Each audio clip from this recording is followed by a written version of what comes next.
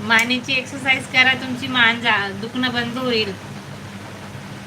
काय थोडी एक्सरसाइज करा मानेची. बघा खाली वरती या साईड लेफ्ट राईट करा.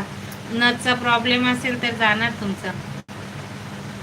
गावाकडे कधी जाता का? हो आलो गावावरनं जाऊन.